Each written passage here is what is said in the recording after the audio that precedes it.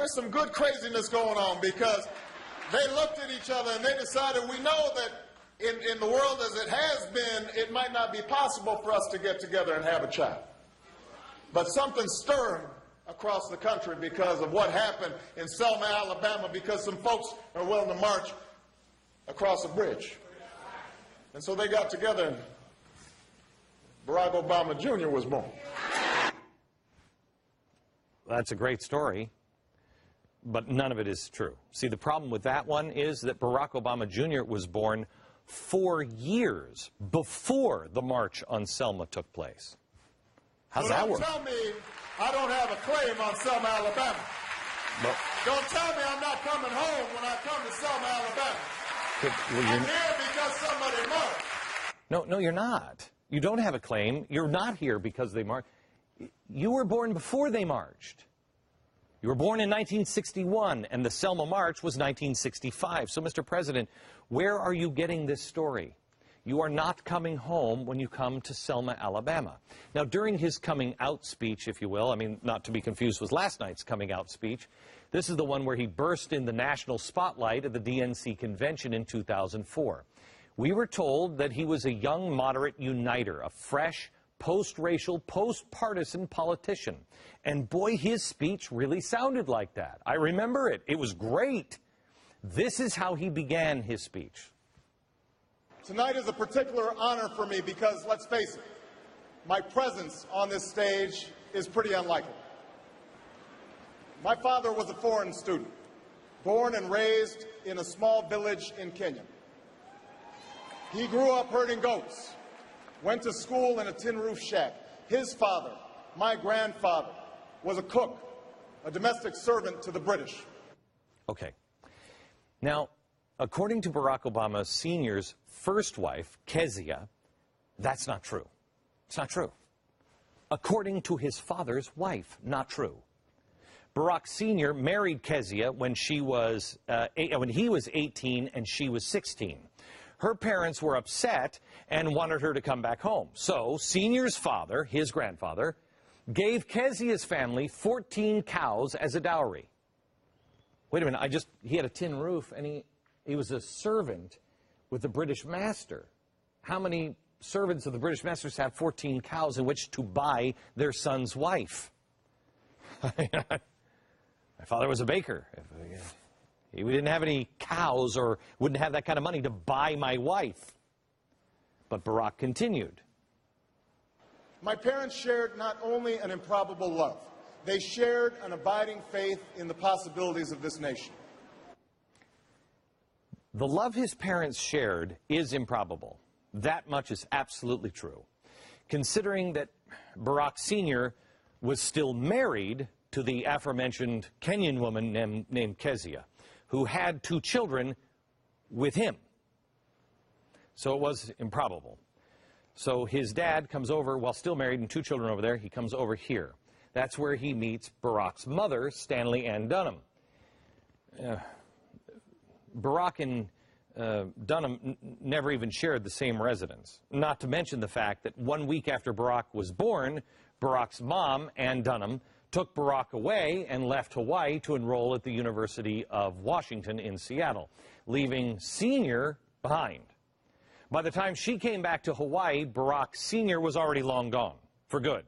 First off to school in Boston, and then Harvard, and then he met somebody in Harvard. He married yet a 3rd woman named Ruth.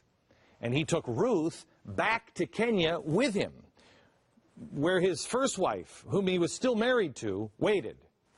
So he had 3 wives. So that, yes, I would agree that, I mean, he didn't really get into the details there, but yes, improbable love is probably a good word for it.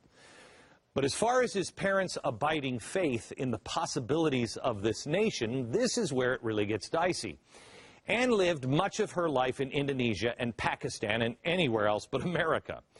Barack Sr. got his free first-class education in Hawaii and then at Ivy League's Harvard and then hightailed it back to Kenya, never to return to America.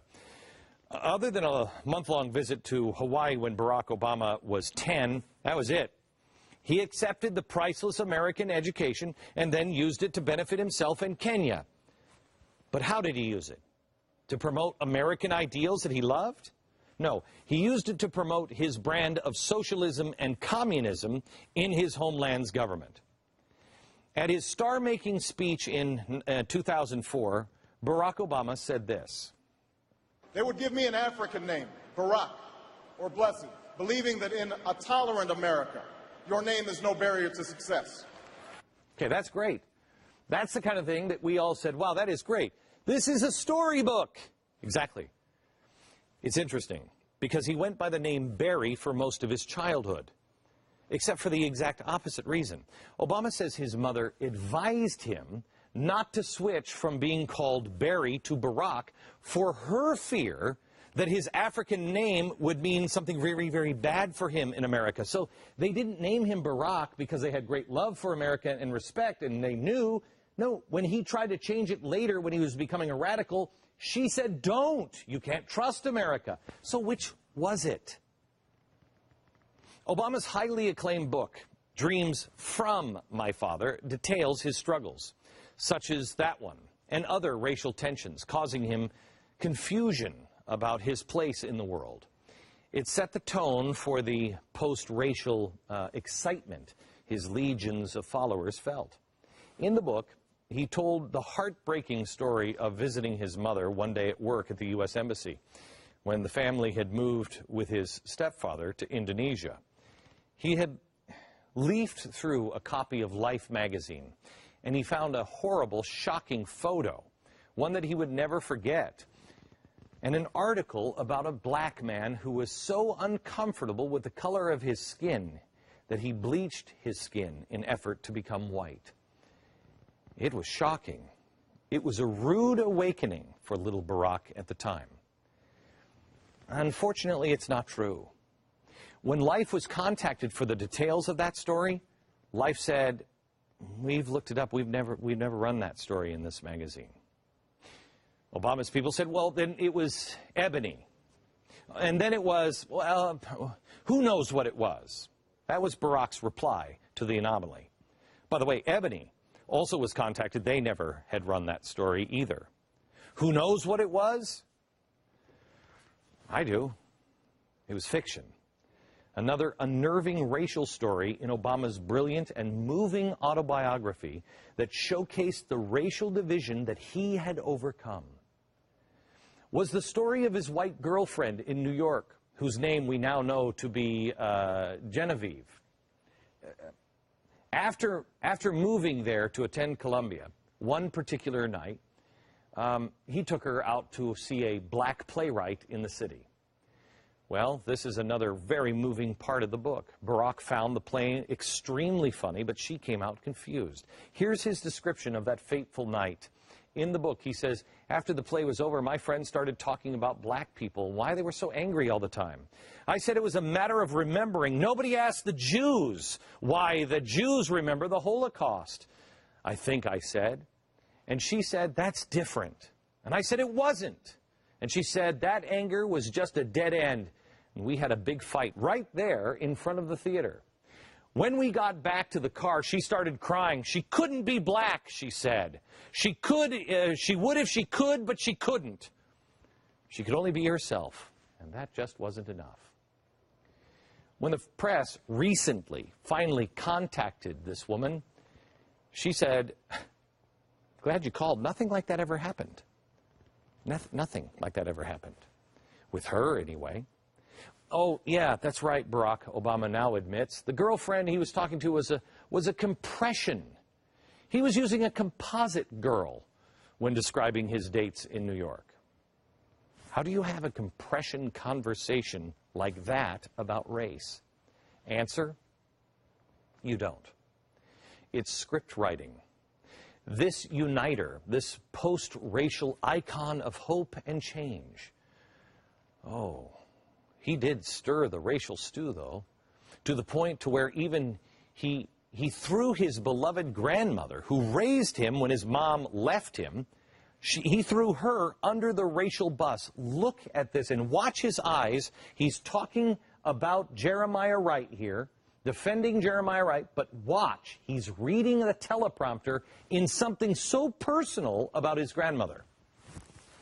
I can no more disown him than I can disown my white grandmother, a woman who helped raise me, a woman who sacrificed again and again for me, a woman who loves me as much as she loves anything in this world, but a woman who once confessed her fear of black men who passed her by on the street. No way.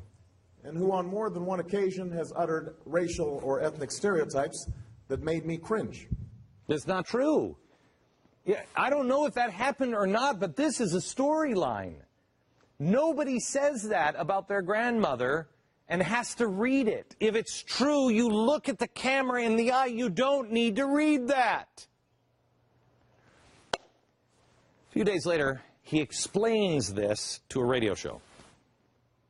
The point I was making was not that my grandmother harbors any racial animosity. She doesn't. Right. But she is a typical white person who, if she sees somebody on the street that she doesn't know, there's a reaction that's been bred into our experiences that don't go away and that sometimes come out in the wrong way. I have to tell you, man, as I'm watching this, I'm thinking to myself, this is a show that you need to preserve. You need to burn this onto a DVD and preserve this show. Somebody needs to remember all this stuff, because this will be history someday. Someday all of this truth will come out. No white politician could have ever survived a comment like that, typical kind of any person, with a certain reaction that had been bred into them. That's crazy talk. They'd have no career left, nor should they. And they certainly wouldn't have been elected president of the United States, but Barack Obama would do or say anything to become president. And his scriptwriters and his minions in the media helped him do it all away.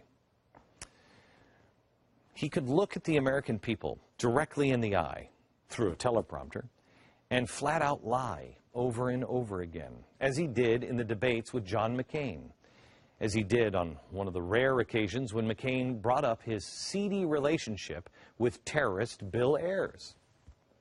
So, and you launched your political campaign in Mr. Ayers' living room. That's absolutely not true. And the facts are facts and records are records. It's not true? Yes, it is. It's an amazing work of fiction that you just watched. It's not true. It's one that even the left-leaning factcheck.org verifies. While trying to cover and excuse Obama over silly details of the relationship with Ayers, and for that matter, even covering desperately for Ayers, they said referring to him as a terrorist is a stretch.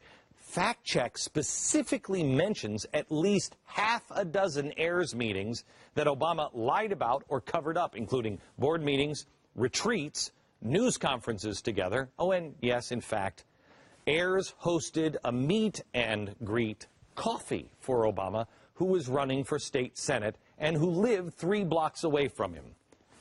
That's from the left. Yes, in Bill Ayers' living room. And he lied. Why? You know what's interesting is the part of Obama's script or novel or fairy tale life that have been let out is Bill Ayers' father, Bill Ayers' dad, Tom, gave Obama his first professional break. Bill Ayers' dad was a mentor to Barack, but they never met. I'm just now beginning to understand what Bill Clinton meant when he said, it's a fairy tale. And he's not talking about a black man becoming president. It's that this man's life is a fairy tale. It's a fable. It's made-up stories. You might remember that Obama went back and forth incessantly about his Marxist spiritual advisor, Jeremiah Wright. I did not hear such incendiary language myself personally, either in conversations with him or when I was in the pew. Did I ever hear him make remarks that could be considered controversial while I sat in the church? Yes. Okay. All of that and so much more was before he even got to the White House.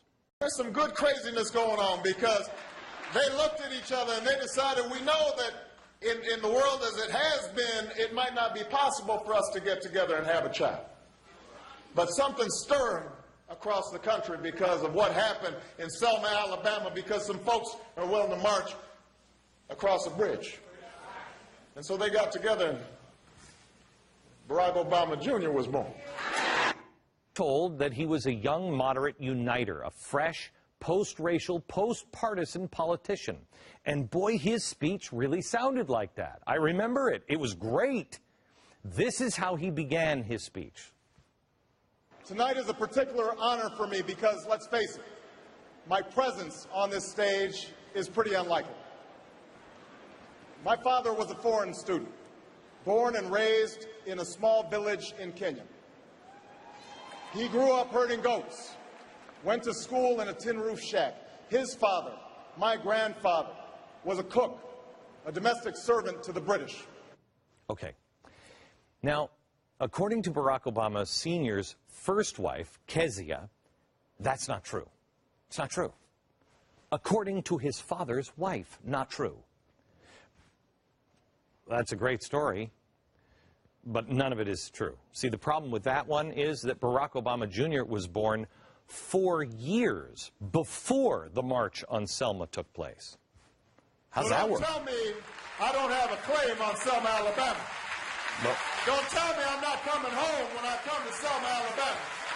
I'm here because somebody marched. No, you're not. You don't have a claim. You're not here because they marched. You were born before they marched. You were born in 1961, and the Selma March was 1965. So, Mr. President, where are you getting this story? You are not coming home when you come to Selma, Alabama.